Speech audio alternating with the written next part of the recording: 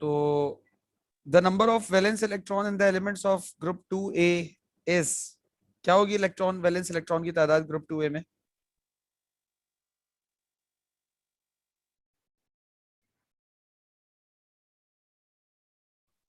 बताइए।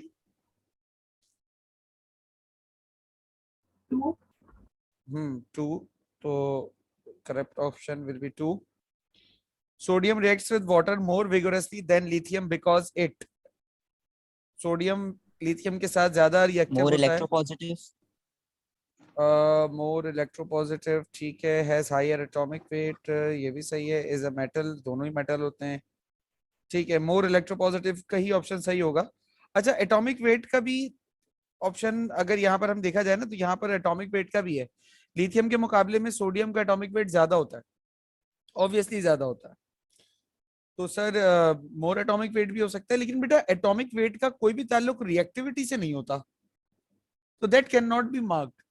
ठीक है, एटॉमिक वेट का कोई भी ताल्लुक रिएक्टिविटी से नहीं होता, इसलिए हमने एटॉमिक वेट को मार्क नहीं किया. अच्छा, brine is a concentrated aqueous solution of, brine sodium aqueous chloride. Chloride.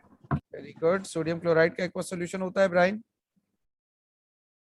और the element has minimum hydration energy, इनमें से सबसे कम हाइड्रेशन एनर्जी किसकी होगी? सीजियम. सीजियम की हाइड्रेशन एनर्जी सबसे कम होगी. Very good. On burning in excess of oxygen sodium forms its, क्या बनाएगा sodium? Peroxide. Peroxide. Sodium peroxide, monoxide, monoxide नहीं होना चाहिए, क्या कहते हैं आप लोग? हम यहाँ देखें हमारी बुक क्या कह रही है.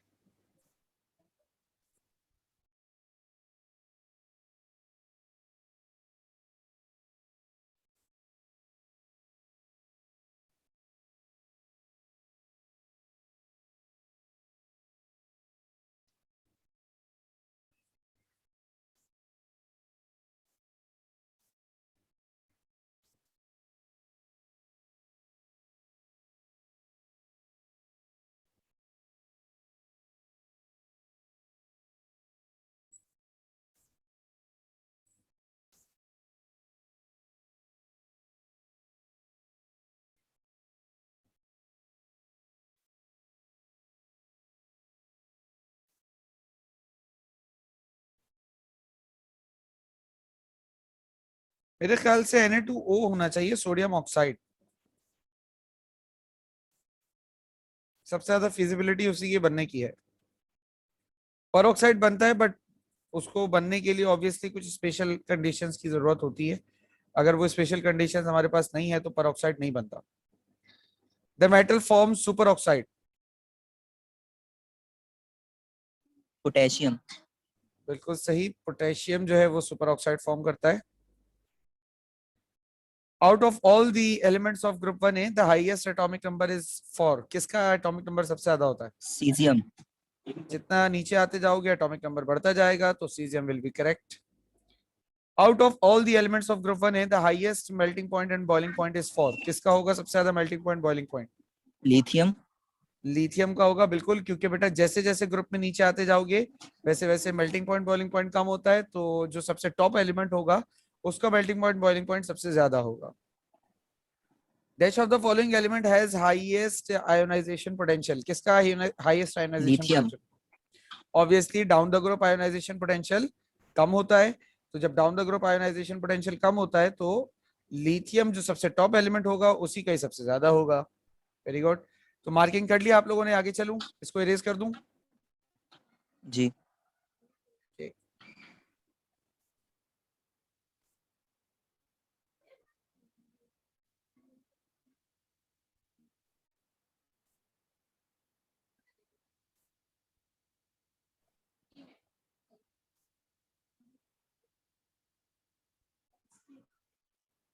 Out of all elements of group 1A the highest heat of hydration is for, किसकी हीट ऑफ हाइड्रेशन सबसे ज्यादा होगी? लिथियम.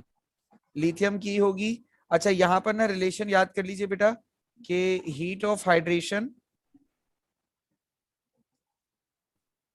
ये रिलेशन बस याद रखिएगा, तो इस ऑप्शन में, इस एमसीक्यू में, इस तरह के एमसीक्यू में कभी गड़बड़ नहीं होगी. Is directly proportional to charge density. Charge density से heat of hydration directly proportional होती है। तो सबसे ज्यादा चार्ज डेंसिटी लिथियम की है, बिकॉज ग्रुप 1 में जो चार्ज है तमाम ग्रुप 1 एलिमेंट्स का सेम होगा 1+1। लेकिन जैसे जैसे नीचे आते जाओगे वैसे वैसे उनका वॉल्यूम बढ़ेगा। चार्ज डेंसिटी का फॉर्मूला होता है चार्ज अपॉन वॉल्यूम। तो जैसे जैसे नीचे आओगे वॉल्यूम बढ़ेगा, तो वॉल्यूम बढ़ने से चार्ज डेंसिटी घटती चली जाएगी। तो इसलिए सबसे ज्यादा चार्ज डेंसिटी लिथियम की होती है, दैट्स वाई इसकी हीट ऑफ हाइड्रेशन भी सबसे ज्यादा होती है। Dash of the following elements have highest oxidation potential. किसका ऑक्सीडेशन पोटेंशियल सबसे ज्यादा होगा?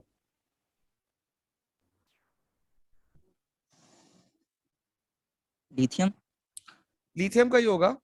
ऑक्सीडेशन मतलब ऑक्सीडेशन पोटेंशियल मींस ऑक्सीडेशन कराने की सलाहियत, और यानी कि लॉस ऑफ किसी भी एलिमेंट को इलेक्ट्रॉन जो है वो ये मतलब अपने अंदर से लूज करता है तो दूसरा गेन करता है। तो लिथियम का सबसे ज्यादा ऑक्सीडेशन पोटेंशियल होगा।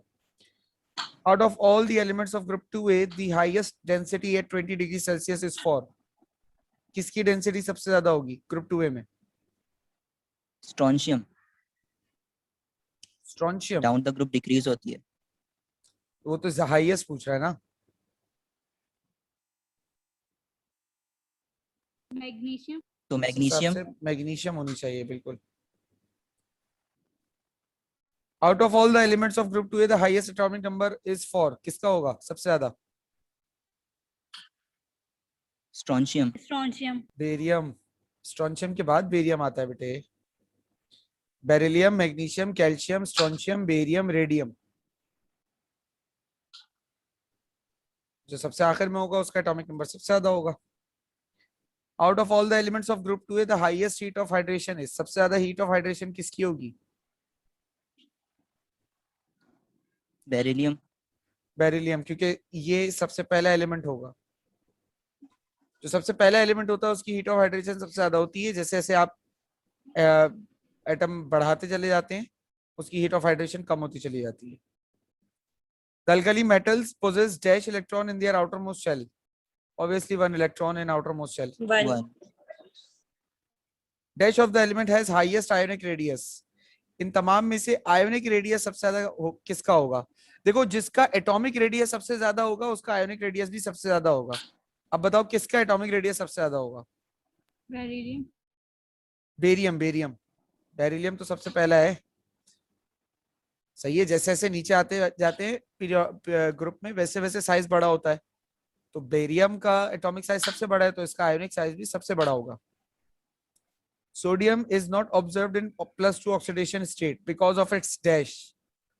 +2 ऑक्सीडेशन स्टेट सोडियम की नहीं होती, क्यों? फर्स्ट आईपी की वजह से, हाई सेकंड आईपी की वजह से, हाई आयोनिक रेडियाई की वजह से, या हाई इलेक्ट्रोनेगेटिविटी की वजह से? Option A. Option B. बेटा +2 होने के लिए होने का मतलब ये है कि एटम में से 2 इलेक्ट्रॉन बाहर निकालने। +2 का मतलब ये होता है की जगह आयनाइजेशन पोटेंशियल है।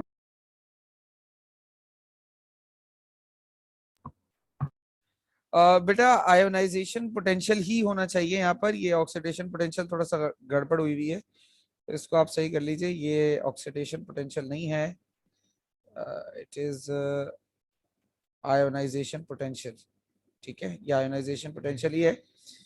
आयोनाइजेशन पोटेंशियल जो है इसका वो बहुत ज्यादा होता है, दैट्स वाई। अच्छा, वैसे अगर हम ऑक्सीडेशन पोटेंशियल के रिस्पेक्ट में भी बात करेंगे ना तब भी ये सही बात ही है। मतलब लिथियम जो है वो सोडियम +2 आयन बनने की। लेकिन आप आईपी के जुमरे में याद कीजिएगा तो सेकंड आईपी बहुत ज्यादा होती है, यानी कि एक एटम में एक इलेक्ट्रॉन जो पहला वाला है सोडियम के आखिरी शेल वाला, उसको एटम में से निकालना तो बहुत आसान काम है। लेकिन अगर आप चाहें कि आप दूसरे इलेक्ट्रॉन को सोडियम में से भी निकाल दें, यानी कि सोडियम के अंदर अगर हम शेल्स की तादाद की बात करें, शेल्स की बात करें, तो sodium has k shell in which we have 2 electron, L shell in which we had 8 electron, and M shell in which we have 1 electron. तो ये एक इलेक्ट्रॉन इजीली निकल जाता है तो लो आईपी रहती है। जब ये इलेक्ट्रॉन निकल जाता है तो ये शेल खत्म हो जाता है। अब आपके पास क्या बचता है? अब आपके पास ये बचता है। अब ये कंप्लीट शेल है, तो कंप्लीट शेल में से इलेक्ट्रॉन निकालना is a very tough task. That's why बेटा इसमें से इलेक्ट्रॉन नहीं निकलता, या इसमें से इलेक्ट्रॉन निकलना मुश्किल होता है.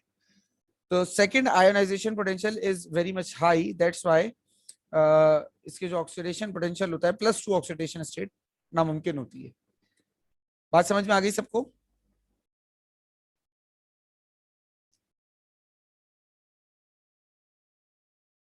बेटा बात समझ में आ गई? जी ओके, चलिए फिर आगे चलते हैं.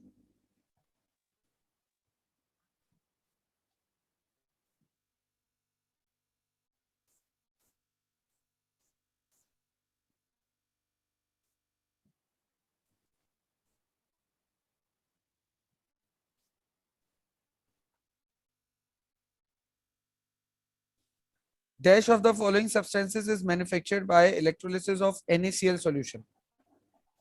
Sodium hydroxide. सोडियम हाइड्रोक्साइड बिल्कुल सही है. सोडियम हाइड्रोक्साइड जो है वो इलेक्ट्रोलिसिस ऑफ NaCl से बनता है. सर बाकी ऑप्शंस जरा एक्सप्लेन करें. बेटा बहुत सिंपल सी बात है, ये दो तो आपके कोर्स में है ही नहीं, तो इन दोनों का तो ये दोनों तो हो ही नहीं सकते. अब आ गए Na2CO3, तो sodium carbonate,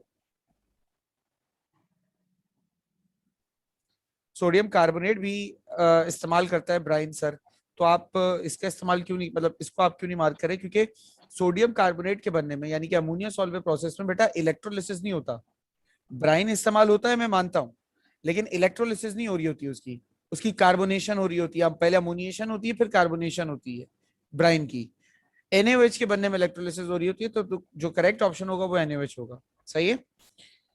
When NaCl is dissolved in water, then sodium ions becomes dash. तो जब NaCl क्या होगा? हाइड्रेटेड.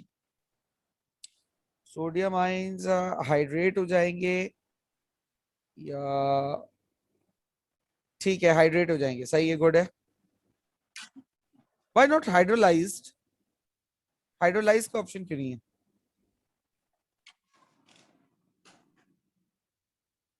कोई जवाब दे सकता है? ओके मैं बताता हूँ. एक दो वजह है. पहली बात, हाइड्रोलिसिस का जो अमल है वो पूरे पूरे सॉल्ट का होता है. दूसरा, हाइड्रोलिसिस में वाटर के साथ रिएक्शन होता है, और NaCl जब पानी में डिसॉल्व हो रहा होता है तो वो आइंस में टूटकर हाइड्रेट होता है. यानी कि वाटर के पोलर इफेक्ट की वजह से वो डिसॉल्व होता है फर्स्ट. यानी कि अच्छा देखो, बहुत सारी चीजें ऐसी होती हैं जो हाइड्रोलिसिस और हाइड्रेशन दोनों का अमल, मिला जुला अमल शो कर रही होती हैं. और and sodium can be one of them, but it is not. Sodium उनमें से कोई एक हो सकता है, बट लेकिन सोडियम हाइड्रेशन की तरफ ज्यादा जाता है. So that's why sodium hydrate होगा. अगला देखिए, the alkaline earth metal possess dash electron और electrons in their outermost orbit. कितने होते हैं? 2 electrons. ठीक है, very good. Alkali metals form ionic bond.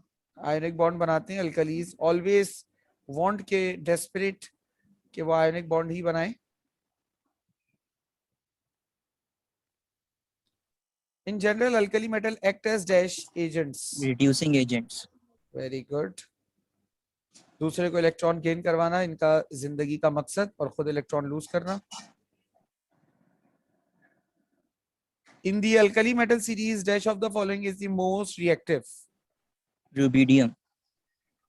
Rubidium. ठीक है, जैसे जैसे नीचे आते जाओगे वैसे वैसे रिएक्टिविटी बढ़ती जाएगी. अच्छा, यहाँ अगर ऑप्शन सीजियम होता तो correct option will B caesium. ठीक है. जी. In the alkali metal series, cesium is the most reactive metal because its incomplete shell is nearest to nucleus, larger size and low ionization enthalpy. It exerts considerable strong force on the valence shell of electron. It is heavier metal. So I think Heavier B metal. option. भाई B B option. है B. B option सही होगा, because large size की वजह से इसका जो IP होती है वो बहुत कम होती है. अब due to low IP electron easily निकल जाता है सीजियम में से. अब जब इलेक्ट्रॉन इजीली निकलता है तो बेटा ऑब्वियसली केमिकल रिएक्शन करवाना इसके लिए बड़ा आसान सा हो जाता है. मतलब इसका केमिकल रिएक्शन होना जरा आसान हो जाता है. ठीक है. Dash does not belong to alkali metals. Calcium. ठीक है, because it belongs to alkaline. A dash anode is used in down cell for the production of sodium. Graphite. Graphite anode use होता है, बिल्कुल, वेरी गुड. अच्छा जी,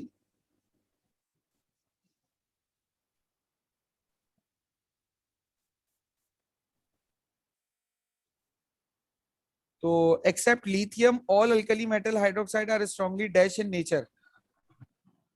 क्या होते हैं? Basic. Obviously basic ही होंगे. लिथियम का थोड़ा सा एम्फोटेरिक नेचर का होता है, दैट्स व्हाई इसको एक्सेप्शन में डाला हुआ है.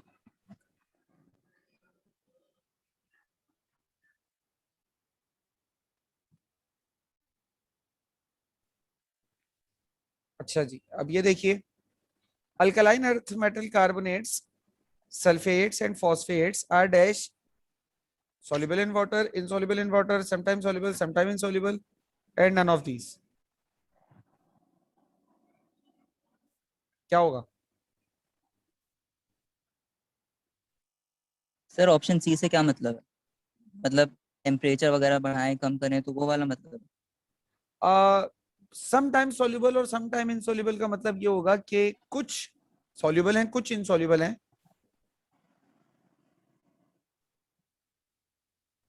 तो ऑप्शन सी. बिल्कुल ऑप्शन सी सही होगा.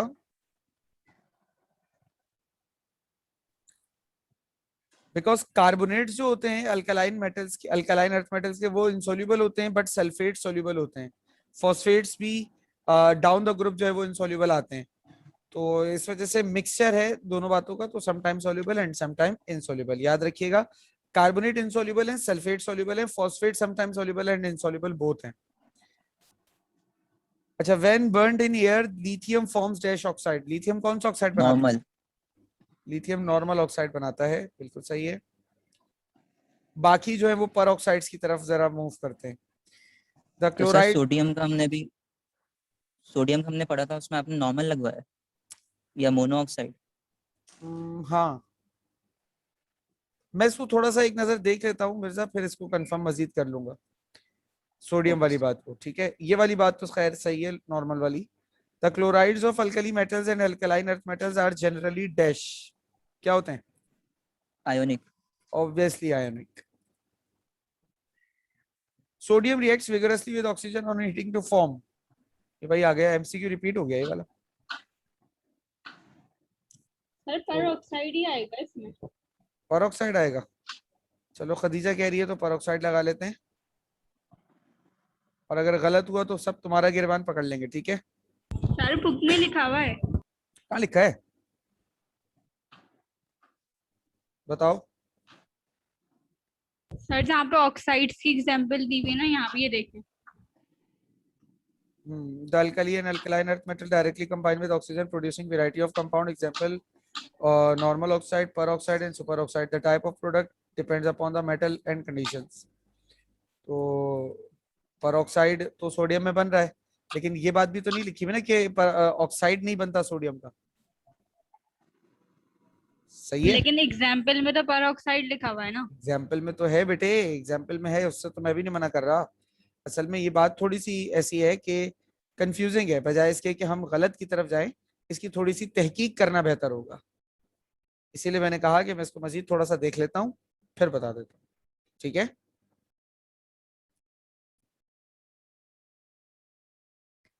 अभी आगे चल लूं. जी. Sodium is very reactive with water, hence due to high reactivity with water, it's stored in. किसमें स्टोर किया जाता है सोडियम को? Kerosene oil. Kerosene oil. Down cell में भी हम इसी का इस्तेमाल कर रहे होते हैं. Very good. Sodium reacts vigorously with water liberating dash. Hydrogen gas. बिल्कुल, सोडियम हाइड्रोक्साइड बनता है और हाइड्रोजन गैस रिलीज होती है. Sodium is powerful dash agent. Reducing agent. ठीक है, very good. Dash is a strong base. Sir जी. Sir bleaching agent जो होगा वो क्लोरीन होगा? ब्लीचिंग एजेंट क्लोरीन होता है, बिल्कुल होता है. क्यों, क्या हुआ? नहीं, ऊपर ऑप्शन ब्लीचिंग एजेंट भी था ना इससे. ब्लीचिंग एजेंट बेटा हर वो एजेंट जो ऑक्सीडाइजिंग एजेंट होता है वो ब्लीचिंग एजेंट भी होता है, okay sir. But reducing agent are not bleaching agents. ठीक है। Okay sir. Dash is a stronger base, इनमें से स्ट्रॉन्गर कौन है? Lithium oxide, hydroxide. Potassium hydroxide, I must से।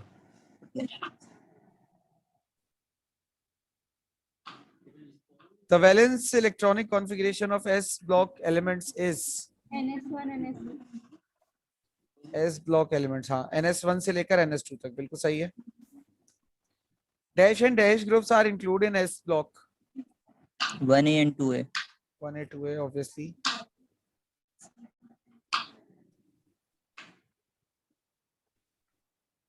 S block of periodic table contains only Metals. dash metals, metals सिर्फ metals होते हैं S block में, सिर्फ metals हैं।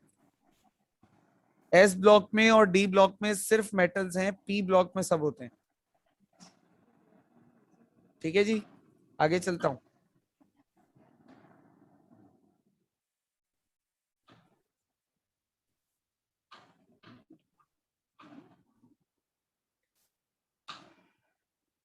Sodium is extracted by dash process. किससे निकाला Downs जाता है? process. Very good. Not only sodium but other alkali Downs. and alkaline metals are also extracted from sodium. The common salt used in food is NaCl.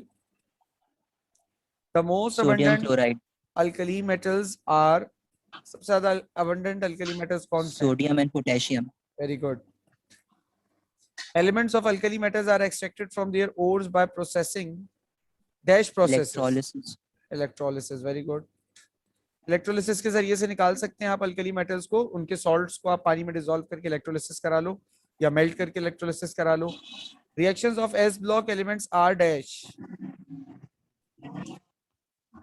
Fast reactions, they show fast reactions due to high reactivity. Dash is an example of super oxide, इनमें से super oxide की example कौन सी है? 44 देखिए, कौन है super oxide? Potassium oxide. Super oxide Option में D. Oxygen की वैलेंसी -½ होती है। KO2। Very good. इधर ऑक्सीजन की वैलेंसी -1 है, इसमें भी -1 है, इसमें -2 है, तो इसमें -½ है। In Downs process, CaCl2 is added with NaCl in order to dash of NaCl.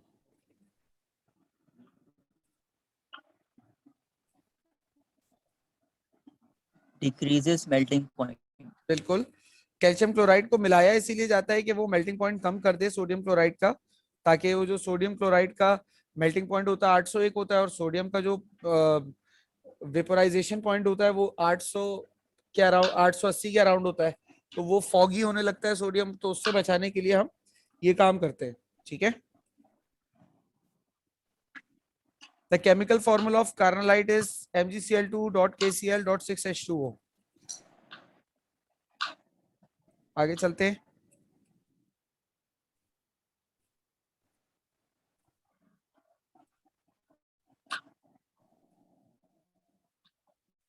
In Downs process, sodium metal is obtained on dash. Sodium कहाँ हासिल होता है?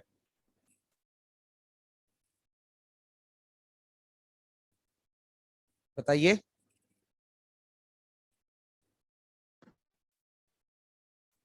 Anode बेटा ऑलवेज कैथोड, बिकॉज सोडियम के ऊपर पॉजिटिव चार्ज होता है तो वो हमेशा नेगेटिव की तरफ अट्रैक्ट होगा। S block elements have very low electronegativity values because they are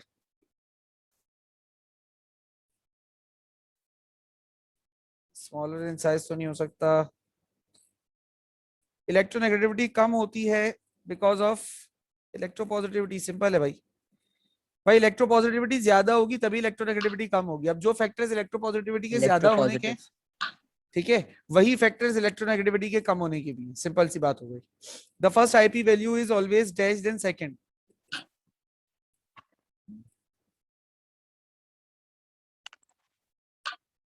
किसी भी एटम में से पहला इलेक्ट्रॉन निकालना मुश्किल होता है या दूसरा? पहला। पहला आसान होता है, दूसरा मुश्किल होता है। अभी तो बताया सोडियम के केस में, second IP is always higher than first IP. IP values of alkali metals, IP values of alkali metals are dash than alkaline earth metals, smaller. ठीक है, अल्कली इलेक्ट्रॉन जल्दी लूज करते हैं as compare to alkaline. Ionic radii is dash down the group, increase decrease same none, क्या बोल रहे हो?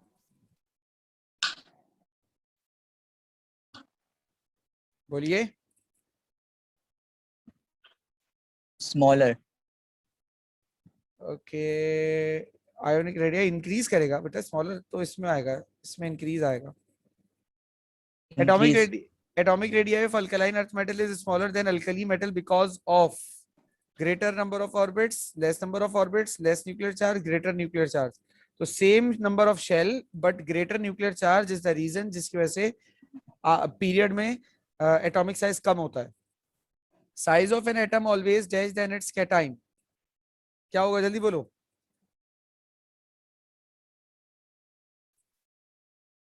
Atom का साइज अपने कैटाइन के मुकाबले में छोटा होता है, बड़ा होता है? बड़ा होता है ऑलवेज। कैटाइन पॉजिटिव चार्ज होता है, और पॉजिटिव चार्ज तब बनता है बेटा जब इलेक्ट्रॉन लूज हो जाता है। इलेक्ट्रॉन लूज हो गया तो इसका मतलब शेल कम हुआ, जब शेल कम हुआ तो ऑब्वियसली साइज भी तो कम होगा, तो जो न्यूट्रल एटम होगा उसका साइज ज्यादा होगा। Larger. The amount of heat releases when 1 mole of a gaseous ion hydrated is known as, क्या होगा?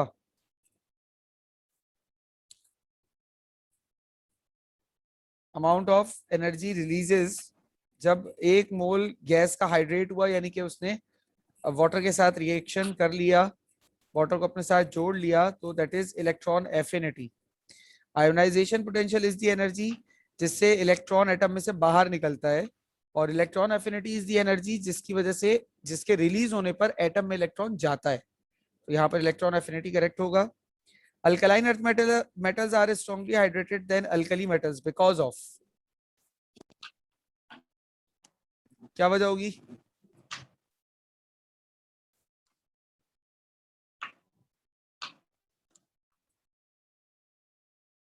जी बेटा, क्या वजह होगी इसकी?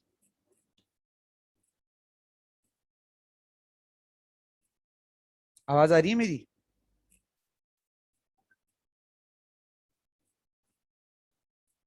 बेटा आवाज आ रही है?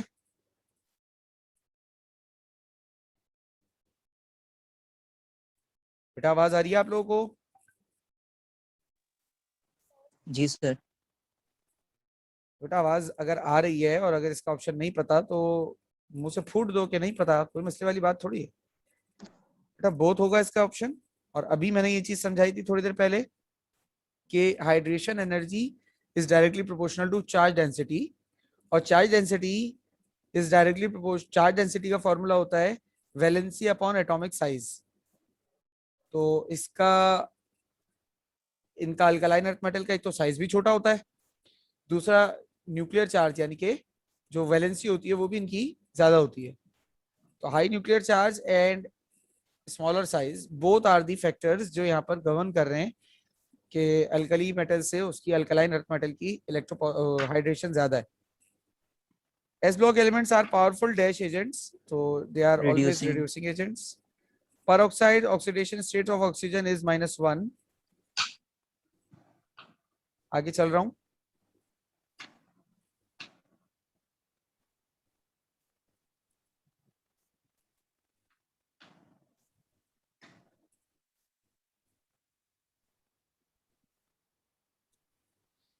अच्छा, in down process dash is act is anode, anode के तौर पर ग्रेफाइट काम करता है, अभी ऊपर आया था, रिपीट हो गया ये MCQ. Cathode is an electrode of electrolytic cell where dash reaction takes place, कौन सा रिएक्शन होता है? एनॉक्स रेड कैट, याद रखना, एनॉक्स यानी कि एनोड पर oxidation, and red cat means reduction at cathode. Saturated solution of NaCl is known as brine. Good. Dilute solution of NaCl is known as saline. सही है, good. Formula of kieserite, kieserite का formula MgSO4.H2O। Whitierite, barium carbonate, BaCO3, and barytes, barium sulfates. BaSO4. ठीक है जी। तो ये इसी के साथ हमारे चैप्टर नंबर 3 के एमसीक्यूज हो जाते हैं कंप्लीट।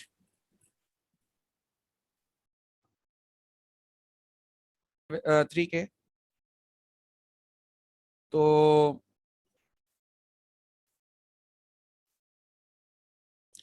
कुछ साइंटिफिक रीजंस हैं जो इस चैप्टर से आते हैं, 12 पेपर में आए हुए भी हैं, तो हम पहले इन्हीं की बात कर लेते हैं। सबसे पहला रीजन लिखा हुआ है alkali metals are powerful reducing agent. हो सके तो आप लोग मुझे बताइए क्या रीजंस बन सकते हैं इनके, क्या रीजंस होंगे इनके।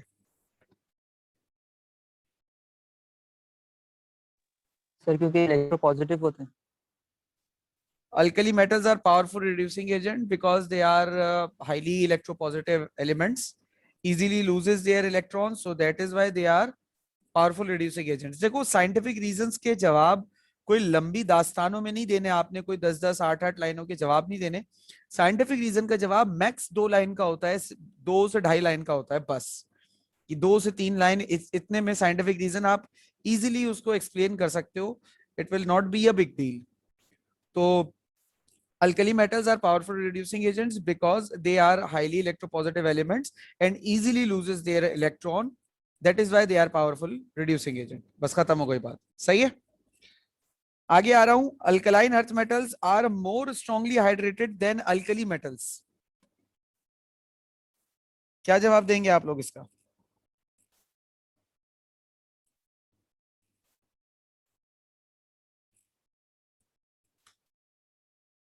कल तो समझाया भाई, क्या हो गया?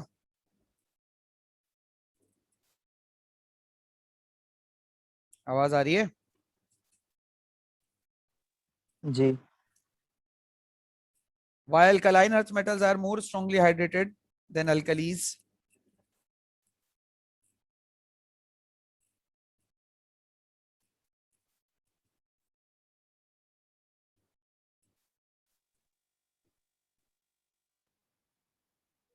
सर बॉइलिंग पॉइंट कम होता है। नहीं, charge density. Charge density is directly proportional to hydration energy। ये फैक्टर था, कल भी बताया था, कल एमसीक्यूज में आई थी ये बात। तो जितना ज्यादा चार्ज डेंसिटी होगी उतनी ज्यादा हाइड्रेशन एनर्जी होगी। तो सिंपली अल्कलाइन अर्थ मेटल्स की charge density as compare to alkali metal ज्यादा होती है, दैट्स व्हाई। क्यों ज्यादा होती है, अब इसका जवाब अगर चाहिए तो वो भी सुन लो। चार्ज डेंसिटी का फॉर्मूला होता है वैलेंसी अपॉन एटॉमिक वॉल्यूम। अब अल्कलाइन अर्थ मेटल की वैलेंसी अल्कली से ज्यादा होती है, पहली वजह तो ये हो गई। दूसरी वजह, अल्कली के मुकाबले में अल्कलाइन अर्थ मेटल का वॉल्यूम कम होता है। तो दोनों फैक्टर्स को अगर आप डील करना चाहो, स्टडी करना चाहो, क्या हो गया है, तो दोनों फैक्टर्स के हिसाब से आप बता सकते हो। और ये सिर्फ अल्कली और अल्कलाइन में नहीं है, सब में ही ऐसा होता है।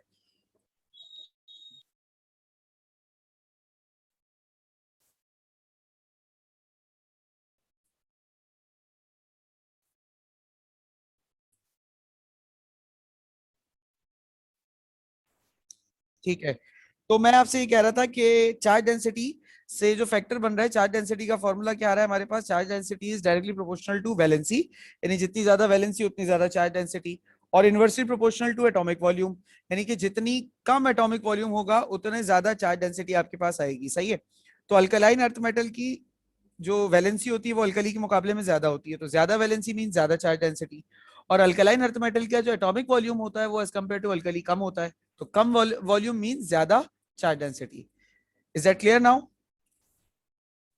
Yes sir. ओके, वापिस आ जाते हैं। अगला क्या है हमारे पास? Alkali metals can not be use in voltaic cell. Alkali metals को आप वोल्टेक सेल में इस्तेमाल नहीं कर सकते, क्यों? सर क्योंकि वोल्टेक सेल में जो है सॉल्वेंट वाटर होता है, फिर ये उसके ठीक है, साथ रैपिड ऑक्सीडेशन कर देते हैं। बिल्कुल, रैपिड ऑक्सीडेशन की वजह से वहां पर जो है वो आग लगने के और इस तरह के इम्कानात भी होते हैं, दैट्स वाई हम अल्कली को एक्सोथर्मिक रिएक्शन हो बिल्कुल जाएगा। बिल्कुल बिल्कुल बिल्कुल बहुत हाईली एक्सोथर्मिक होता है, जिसे हम कंट्रोल भी नहीं कर पाते। सही है। जी सर। आगे चलते हैं और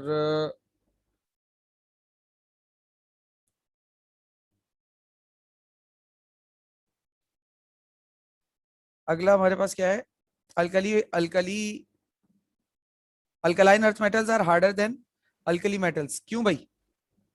सर उनका एटॉमिक साइज छोटा होता है। Atomic size alkaline earth metal का एटॉमिक साइज छोटा होता है और और नंबर ऑफ वैलेंस इलेक्ट्रॉन ज्यादा होते हैं। सही है। अच्छा जी, अल्कली एंड मतलब अल्कलाइन वही अर्थ चार्ज मेटल, डेंसिटी आ गई। हाँ वो देखो चार्ज डेंसिटी का फिनोमेना तो आप उस पर अप्लाई कर रहे हो ना, हाइड्रेशन पर, तो आप यहाँ पर भी कह सकते हो समराइज वे में, लेकिन बेहतर है कि आप दोनों को यहाँ पर ना अलग अलग बताओ, बिकॉज दोनों का इम्पैक्ट अलग अलग यहाँ पर देखा जाता है, बजाय इसके कि आप कंबाइन करके देखो। एटम्स के बीच में स्पेसेस भी कम होती हैं, ये वाली बात भी कर सकते हैं ना।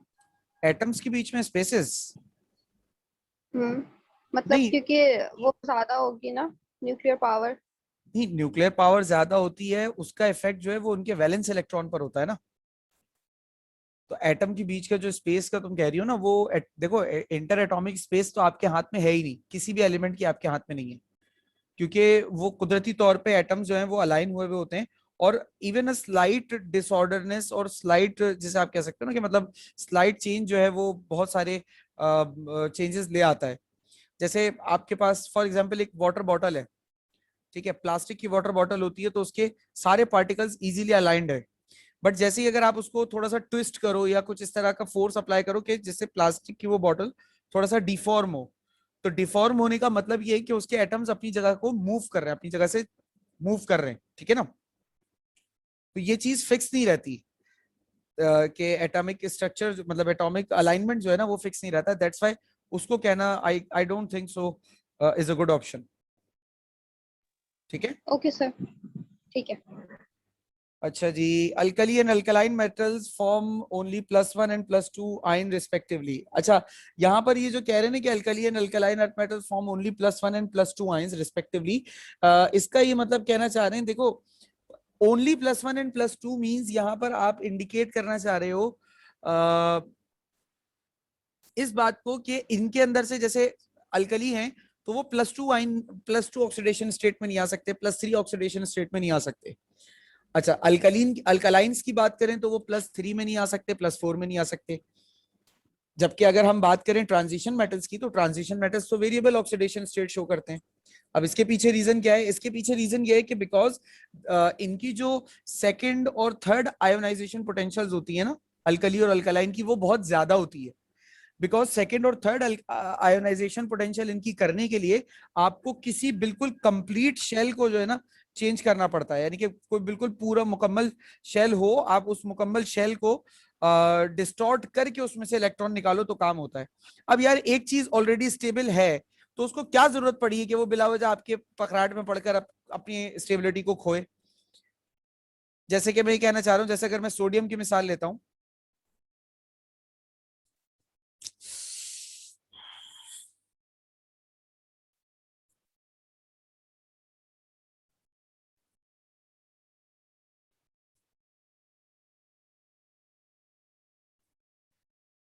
तो अगर मैं सोडियम की मिसाल लेता हूं तो सोडियम में K2L8M1 ये इलेक्ट्रॉनिक कॉन्फ़िगरेशन है, तो पहला इलेक्ट्रॉन तो यहां से इजीली निकल जाता है लो आईपी के साथ, ठीक है।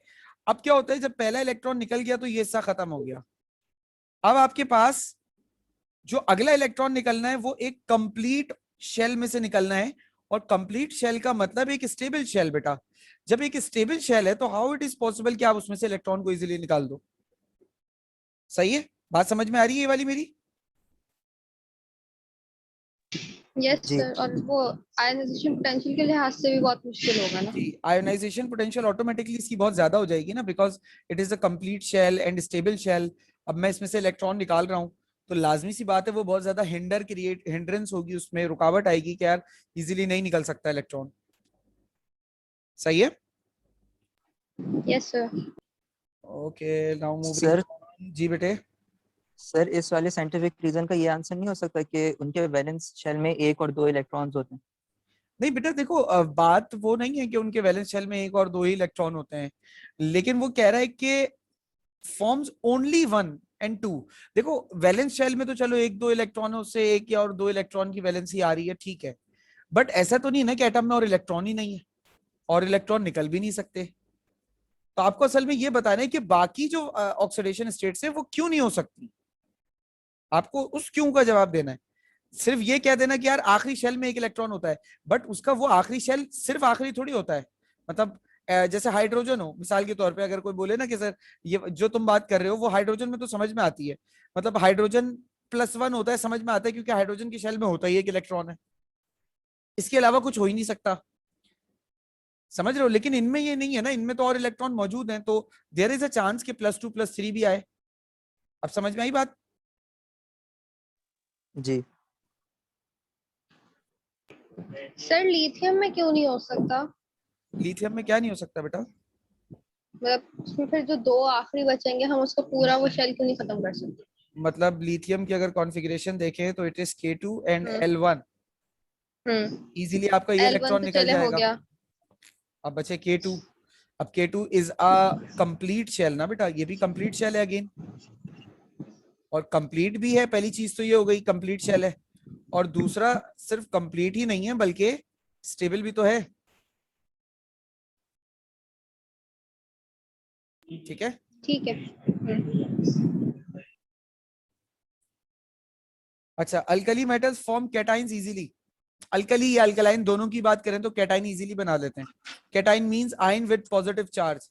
Cation means ion that moves towards cathode in electric field, and cathode carries negatively charge, तो नेगेटिव की तरफ पॉजिटिवली अट्रैक्ट होता है, याद रखिएगा ये बात।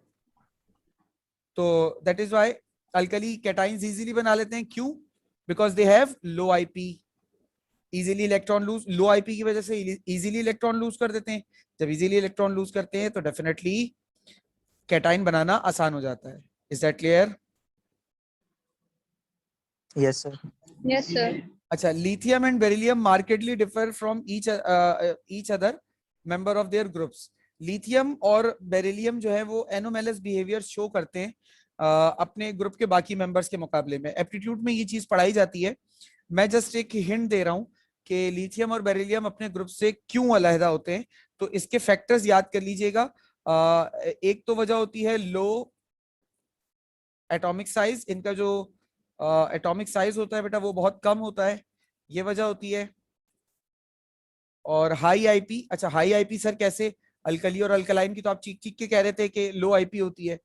हाई आईपी के का मतलब यहाँ पर ये होगा कि अपने ग्रुप के बाकी मेंबर्स में अगर कंपेयर करें ना तो इनकी वैल्यू बहुत ज्यादा होती है आईपी की। और लो इलेक्ट्रोनेगेटिविटी, ये तीन वजूहात हैं जिसकी वजह से लिथियम और बेरिलियम अपने ग्रुप के बाकी मेंबर से थोड़ा थोड़ा सा इरेगुलर बिहेवियर शो करते हैं। Is that clear? Sir low electronegativity तो सीजियम और फ्रेंशियम की हुई ना सबसे ज्यादा। ओह सॉरी, उल्टा लिख दिया। लो इलेक्ट्रोपॉजिटिविटी लिखना था सर। लो इलेक्ट्रोपॉजिटिविटी लिख दीजिए या हाई इलेक्ट्रोनेगेटिविटी लिख दीजिए, वो एक ही बात होगी, ठीक है। अब सही है भाई? जी सर। चलो, thank you Mirza for correctifying me. Okay now आगे चलते हैं। अब ये कुछ रीजंस आए हुए हैं, जरा इनको देख लेते हैं। इक्वेशंस है सॉरी। तो zinc hydroxide complete the following reactions and give IUPAC name of the following products. तो जिंक हाइड्रोक्साइड को अगर सोडियम हाइड्रोक्साइड के साथ रिएक्ट कराया जाए, ये रही इक्वेशन इसकी बुक में दी हुई है, पेज नंबर, भाई मेरी पीडीएफ में पेज नंबर हाँ 37 आ रहा है। ये रही इक्वेशन इसकी। जिंक का रिएक्शन जब सोडियम हाइड्रोक्साइड से होता है तो पहले बनता है जिंक हाइड्रोक्साइड, ठीक है, जो कि पीपीटीज होते हैं। फिर अगर उसके अंदर हम excess of sodium hydroxide add करते हैं तो कर देते हैं तो वो zinc hydroxide zinc tetrahydroxo zincate बन जाता है, टेट्राहाइड्रोक्सो जिंकेट 2 आयन बन जाता है, और ये आयन जो है वो सोल्यूबल होता है। ये बेसिकली कंपाउंड जो यहाँ पे बनता है Na2ZnOH4, ये बनता है कंपाउंड। और ये कंपाउंड जो है वो सॉल्युबल होता है। तो वो जो रीजन आता है हमारे पेपर में एक ना कि why zinc is soluble in excess of sodium hydroxide, तो उसका जवाब यही होता है कि पहली मर्तबा में जब हम थोड़ा सा ऐड करते हैं तो वो जिंक हाइड्रोक्साइड बनता है जो कि इनसॉल्युबल होता है, लेकिन जब हम उसमें और सोडियम हाइड्रोक्साइड ऐड करते हैं तो वो जिंक हाइड्रोक्साइड सोडियम टेट्राहाइड्रोऑक्सो जिंकेट में कन्वर्ट हो जाता है। इस वजह से ये जो सोडियम टेट्राहाइड्रोऑक्सो जिंकेट होता है ये वाटर सॉल्युबल होता है, या मतलब सॉल्यूशन, उस जो सॉल्यूशन वहां बना हुआ होता है उसमें सॉल्युबल होता है, तो ये इजीली डिसॉल्व हो जाता है। Is that clear? Yes sir. अच्छा जी, वापस आते हैं। अब कैल्शियम सल्फेट को अगर वाटर के साथ रिएक्ट कराया जाए 100 डिग्री सेल्सियस पर, हीट किया जाए इसको, तो कैल्शियम सल्फेट की इक्वेशन कहाँ गई? प्लास्टर ऑफ पेरिस बन जाता है, ये रहा, ये रहा।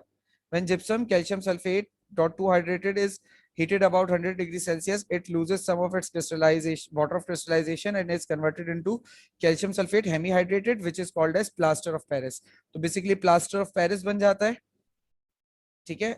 और ये रही इसकी इक्वेशन, कंप्लीट इक्वेशन, बुक के पेज नंबर 38 पर, आई गेस, यस 38 पर मौजूद है ये, इसको देख लीजिएगा।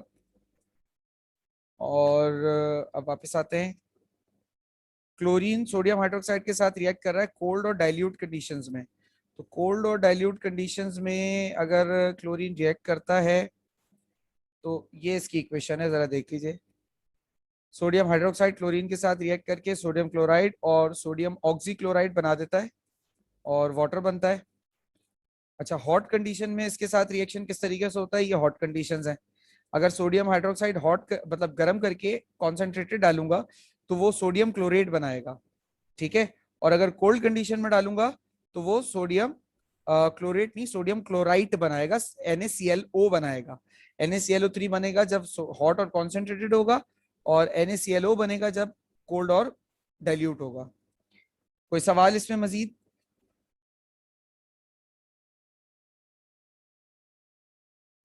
No sir. इसी के साथ आपका चैप्टर नंबर 3 का बेटा रिवीजन कंप्लीट हो जाता है। और अब हमें आगे मूव करना है, अगले रिविजन्स की तरफ देखते हैं।